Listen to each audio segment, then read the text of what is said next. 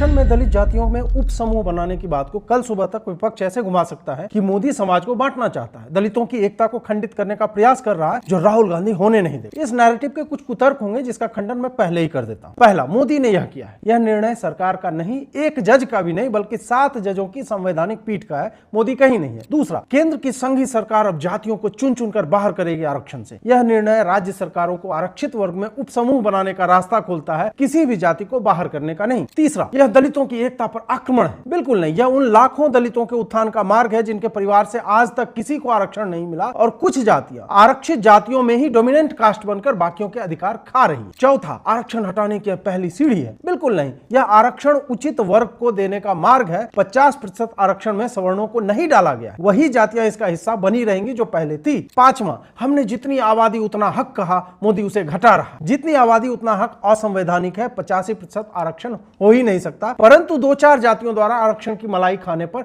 अब रोक लग सकती है। छठा, सवर्ण जजों ने दलितों के विरोध में निर्णय दिया। न्यायपालिका से हम सबके मतभेद रहे हैं, पर वो मतभेद उनकी जाति के कारण नहीं रहे। यहां उन्होंने कम से कम 50 वर्ष विलंब से यह निर्णय दिया। सातवां, दलित चिंतकों ने कहा है कि यह गलत है। वो दलित चिंतक नहीं, वामपंथियों के चरण चुंबक हैं जो पैसे लेकर ट्वीट करते हैं। असली दलित चिंतक मोदी है, जिसने 25 करोड़ को निर्धनता से उबारा है, और वो 7 जज हैं जिन्होंने यह पाथ ब्रेकिंग निर्णय दिया है। प्रोपेगेंडा के चक्कर में मत पड़िए।